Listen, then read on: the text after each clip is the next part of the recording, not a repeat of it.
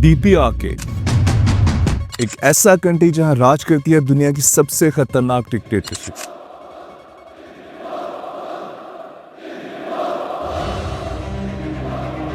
जहां लाइफ का हर एस्पेक्ट ही government control करती है। कौन क्या खाएगा, क्या पहनेगा, कैसी एजुकेशन हासिल करेगा, ये किस एरिया में रहेगा, ये सब वहां की गवर्नमेंट डिसाइड करती है। आप कैसे कपड़े पहनते हैं, कैसा हेयर स्टाइल रखना चाहते हैं, ये भी आपको वहां की गवर्नमेंट ही बताएगी।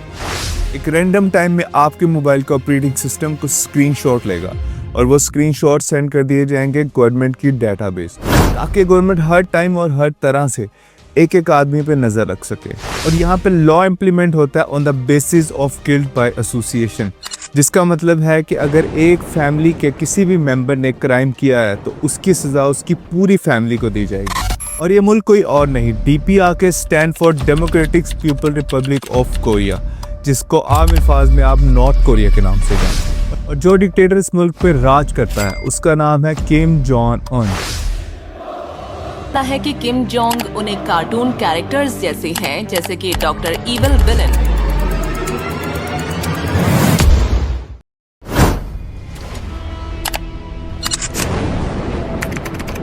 Year 1981 north Korea prison camp number 14, जहां पे लाया जाता है एक प्रेग्नेंट औरत। कुछ माह बाद ही उस जेल में वो औरत एक बच्चे को जन्म देती है, जिसका नाम वो शिन डन हक रखती है।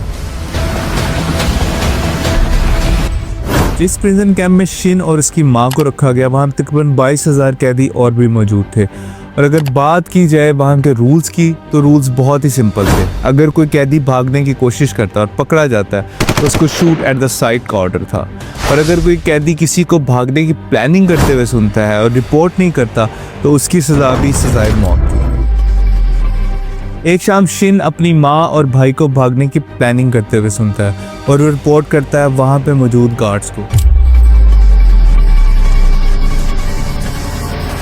वो भी इस लालच में कि शायद गार्ड्स इनाम के तौर पर उसको थोड़ा ज़्यादा खाना दे देंगे, क्योंकि वहाँ मौजूद कैदियों के हालात बहुत ही ख़राब थे। पूरे दिन में उनको सिर्फ एक टाइम ही खाना दिया जाता था और अक्सर कैदी तो वहाँ पे मौजूद चूहे और घास भी खा के गुजारा करते थे। लेकिन शिन नहीं जानता था कि उसकी ये हरकत उसकी माँ और भाई को सजाए मौत तक ले जाएगी। उसके कुछ माह बाद ही तमाम कैदियों को एक ग्राउंड पे इकट्ठा किया जाता है और वहाँ बुलाया जाता है शिन की माँ और उसके भाई को।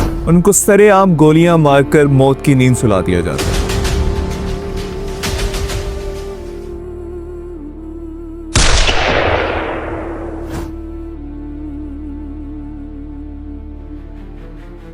इसी तरह साल गुजरते गए और 2005 में शिन तकरीबन 23 साल का हो चुका था।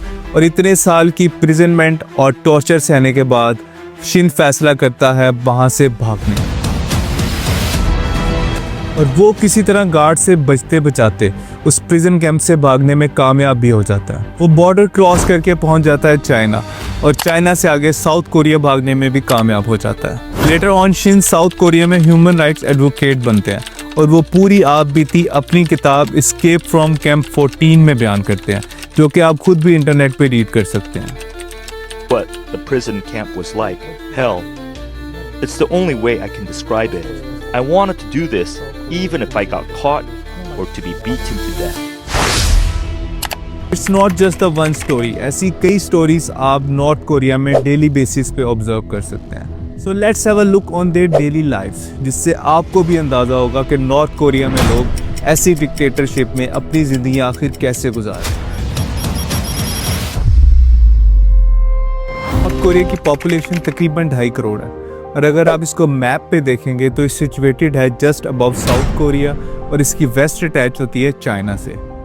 अगर आप रात में इस मैप का सैटेलाइट व्यू देखेंगे तो एक बहुत ही अजीब चीज़ देखने को मिलेगी। एक तरफ है चाइना और एक तरफ है साउथ कोरिया, जो कि आपको कम्प्लीटली रोशन नजर आएंगे। और ये जो आपको इन बिटवीन डार्क एरिया नजर आ रहा है, ये है नॉर्थ कोरिया। और इसकी वजह है नॉर्थ कोरिया के रूल्स, क्योंकि रात को 7 बजे के बाद ना तो आप वहाँ पे मूवीज देखने जा सकते हैं, ना ही किसी आउटिंग के लिए जा सकते हैं, इवन दो आप स्टडीज भी नहीं कर सकते। इसीलिए नॉर्थ कोरिया में तकरीबन तमाम लोग रात को 7 बजे ही सो जाते हैं। नॉर्थ कोरिया में भी पाकिस्तान की तरह हर 5 साल में पार्लियामेंट्री इलेक्शंस होते हैं, लेकिन मसला वहाँ पैदा होता है जहाँ बात आती है इलेक्टेड कैंडिडेट की, क्योंकि ये कैंडिडेट होता है एक्स रूलिंग पार्टी से, मींस किम फैमिली से। In North Korea's parliamentary elections, but there'll be no suspense about the outcome of Sunday's poll. Just one candidate is allowed to stand, and they're pre-selected by the ruling Workers' Party.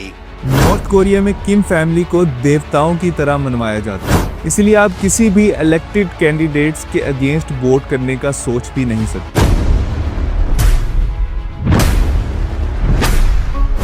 अगर बात की जाए travelling की, तो international travel पे mostly ban रहता है, और इस बात का अंदाज़ा आप इससे लगा सकते हैं कि नॉर्थ कोरिया में अगर कोई इलीगली बॉर्डर क्रॉस करता है और पकड़ा जाता है तो उसको शूट एट द साइट का ऑर्डर है।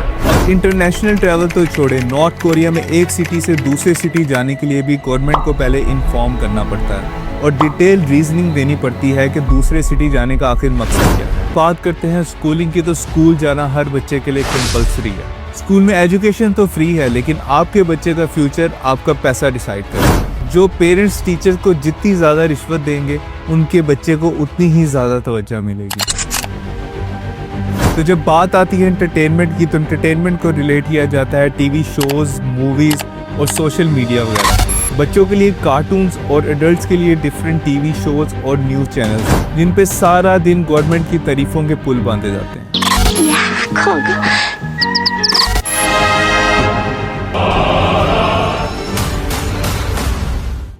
नॉर्थ कोरिया में डिफरेंट सोशल प्लेटफॉर्म, जिस तरह फेसबुक हो या ट्विटर, ऐसी कोई भी सोशल ऐप मौजूद नहीं है।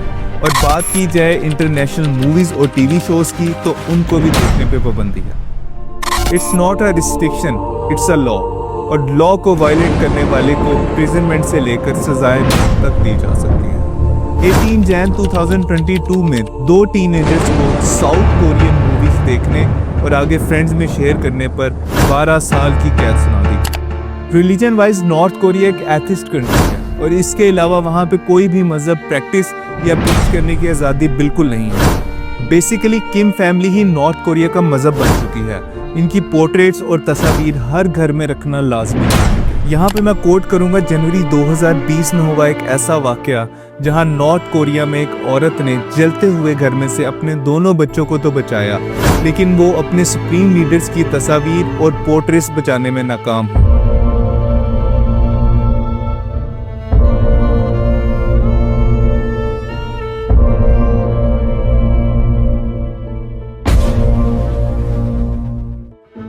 लेटर ऑन उस औरत को इन्वेस्टिगेशन का सामना करना पड़ा, और मज़े की बात कि गवर्नमेंट हॉस्पिटल में उन बच्चों के ट्रीटमेंट के दौरान उनकी एंटीबायोटिक्स तक रोक दी गई।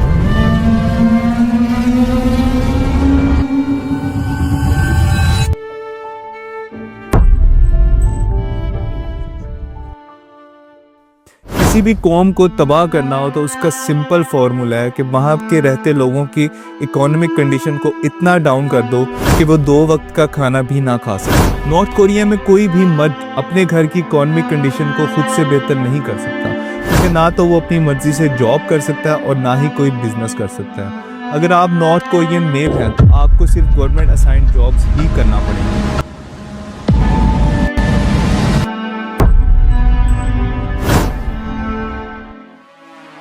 आप ये जान के हैरान होंगे कि नॉर्थ कोरिया में वेज रेट इतना कम है कि आप पूरी सैलरी में सिर्फ 10 से 12 केजी गंदम ही खरीद सकते हैं। और इससे भी ज़्यादा सरप्राइजिंगली चीज़ ये है कि ये वेज रेट 1990 के बाद रिवाइज नहीं हुआ।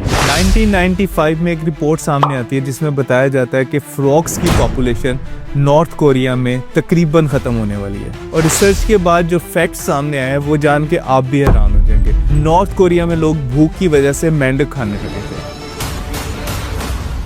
और एक अनऑफिशियल रिपोर्ट के मुताबिक 1995 से 1999 के दरमियान तकरीबन 7 से 20 लाख लोग मारे गए, जो कि आज तक गवर्नमेंट की तरफ से कभी भी पब्लिकली डिक्लेयर नहीं किया। नॉर्थ कोरिया के ये हालात शुरू से ही ऐसे नहीं थे। यह आजकल की सबसे बड़ी इकोनॉमी चाइना और इंडिया से भी आगे था। 1950 से 1980 के दरमियान नॉर्थ कोरिया का पर कैपिटा जीडीपी हर साल 4.5% के ग्रोथ रेट से बढ़ता था और इवन 80s में भी नॉर्थ कोरिया का पर कैपिटा जीडीपी चाइना से बहुत आगे था। यहाँ पे बेसिक पब्लिक फैसिलिटीज़, चाहे वो एजुकेशन हो, ट्रांसपोर्ट हो या मेडिकल, हर किसी को अवेलेबल थी। नॉर्थ कोरिया का बुरा वक्त स्टार्ट हुआ 90s में, जब सोवियत यूनियन का खात्मा कर दिया गया।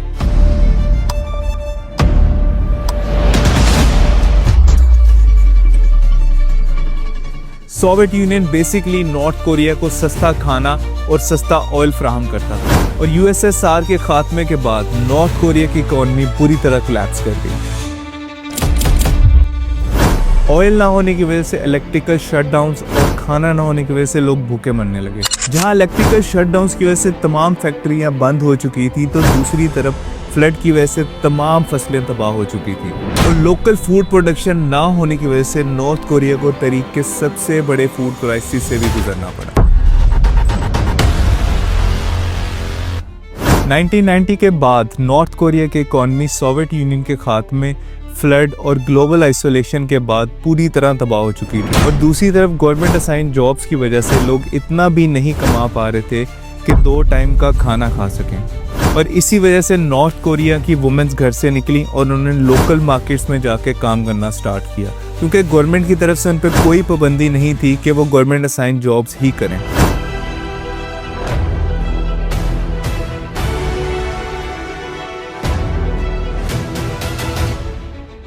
और देखते ही देखते इन लोकल मार्केट्स का स्ट्रक्चर और कैश फ्लो इतना बढ़ गया कि गवर्नमेंट भी इसको कंट्रोल ना कर सकी और आज इन्हीं लोकल मार्केट्स के नेटवर्क को नाम दिया जाता है जानमडांग। जहां जानमडांग यानी इन लोकल मार्केट्स की वजह से लोगों की इकोनॉमिक कंडीशन में बेहतरी आई है, वहां दूसरी तरफ ये बहुत बड़ा फैक्टर बनी है लोगों में यूनिटी और ट्रस्ट डेवलप करने का। तो इसी वजह से हम होप कर सकते हैं कि नॉर्थ कोरिया में आने वाले चंद सालों में हालात मजीद बेहतर होंगे और हमें कुछ ना कुछ पॉजिटिव आउटकम सुनने को ज़रूर मिलेगा।